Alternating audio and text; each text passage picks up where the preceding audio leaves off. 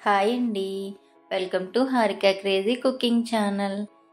ఈరోజు మనం గోధుమ రవ్వతోటి మసాలా ఉప్మా చేసుకుందామండి. దీన్నే బన్సీ రవ్వ కూడా అంటారు. ఒకసారి ఈ విధంగా చేసి చూడండి. ముందుగా స్టవ్ వెలిగించుకొని ఒక బాండి పెట్టుకోవాలి. అందులో ఒక 3 గిన్నెల నూనెను పోసుకోవాలి. నూనె కొద్దిగా వేడైన తర్వాత ఒక ఉల్లిపాయని ఇలా చీలికలుగా కట్ చేసుకుని వేసుకోవాలండి. అలాగే ఒక 5-6 పచ్చిమిర్చిని కూడా ఇలా ముక్కలుగా కట్ చేసి వేసుకోవాలి. మీ కారానికి తగినట్టుగా పచ్చిమిర్చిని వేసుకోండి. వీటన్నిటిని బాగా వేయించుకోవాలి. మీకు కనుక ఈ ఉప్మా రెసిపీ నచ్చినట్టయితే లైక్ చేయండి, షేర్ చేయండి. అలాగే మా ఛానల్ని కొత్త వాళ్ళు ఎవరైనా చూస్తున్నట్టయితే సబ్స్క్రైబ్ చేసుకోవడం మర్చిపోకండి. అలాగే ఇందులో కొద్దిగా కొత్తిమీర కూడా వేసుకుని వీటన్నిటిని బాగా వేయించుకోవాలి. ఇప్పుడు ఇందులోకి ఒక టమాటాను చిన్న చిన్న ముక్కలుగా కట్ చేసి వేసుకోవాలి. వీటిని కూడా బాగా వేయించుకోవాలి.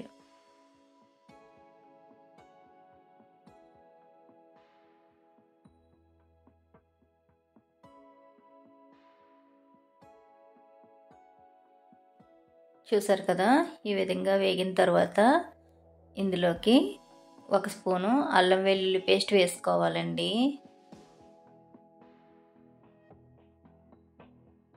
దీన్ని పచ్చివాసన పోయేంత వరకు వేయించుకోవాలి.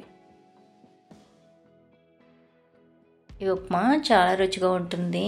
అలాగే పిల్లలకు లంచ్ బాక్స్గా కూడా పెట్టచ్చండి. చాలా రుచిగా ఉంటుంది. ఒకసారి ట్రై చేయండి. ఇందులోకే ఒక 2 బంగాళాదుంపలను ఇలా కట్ చేసి వేసుకోవాలి. మీకు క్యారెట్ వేసుకోవడం ఇష్టమైతే క్యారెట్ని కూడా ఇలా చిన్న చిన్న ముక్కలుగా కట్ చేసి వేసుకోవచ్చండి. అలాగే కొద్దిగా పచ్చి బఠానీ కూడా వేసుకుని వీటన్నిటిని ఒకసారి బాగా కలిసేలాగా కలుపుకోవాలి.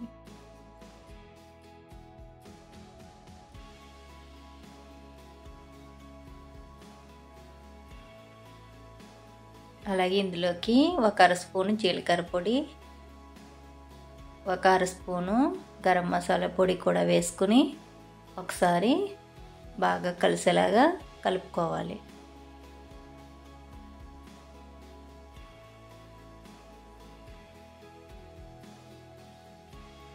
ఇందులో కొద్దిగా పసుపు వేసుకోవాలి. అలాగే తగినంత ఉప్పును కూడా వేసుకుని కలుపుకోవాలి.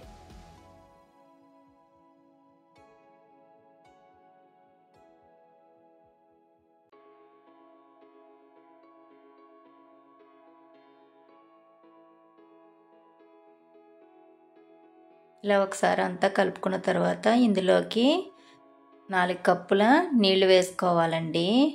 నేను 2 కప్పుల గోధుమ రవ్వకి 4 కప్పుల నీళ్లు వేసుకుంటున్నాను. ఈ నీళ్లు బాగా మరిగించుకోవాలి.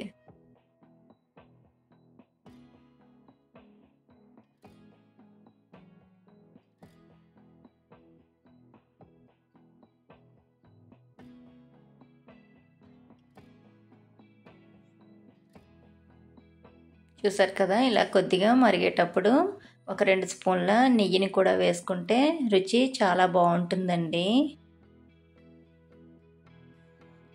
ఈ విధంగా మరిగిన తర్వాత చూసారు కదా, గోధుమ రవ్వను ఈ విధంగా 2 కప్పులు గోధుమ రవ్వను వేసుకోవాలి.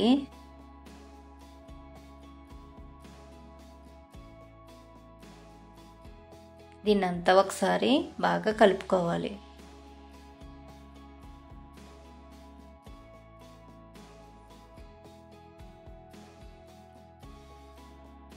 ఈ విధంగా కలుపుకొని దీన్ని మూత పెట్టి ఒక 10 నిమిషాల పాటు ఉడికించుకోవాలండి.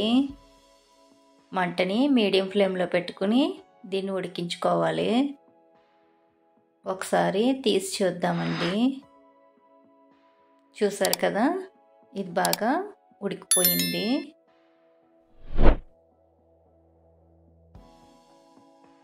దీన్ని మధ్య మధ్యలో చూసుకుంటూ ఈ విధంగా ఉడికించుకోవాలి. చూసారు కదా, ఇది పొడి పొడిగా ఎంతో బాగా వచ్చిందండి. ఒకసారి మీరు కూడా ఈ విధంగా ట్రై చేయండి.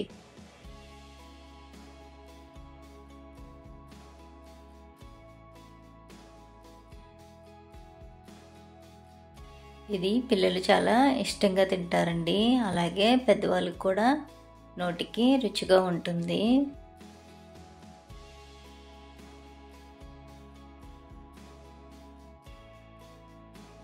చూసారు కదా, ఇంతేనండి.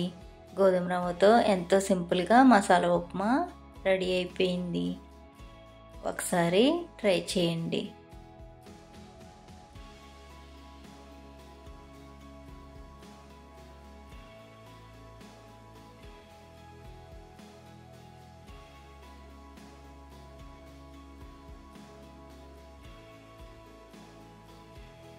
ఇది బాగా ఉడికిపోయింది. ఇప్పుడు స్టవ్ ఆఫ్ చేసుకోవాలి. ఇంతేనండి, మసాలా ఉప్మా రెడీ అయిపోయింది. నచ్చినట్టయితే లైక్ చేయండి, షేర్ చేయండి, అలాగే సబ్స్క్రైబ్ చేసుకోండి. Thank you for watching.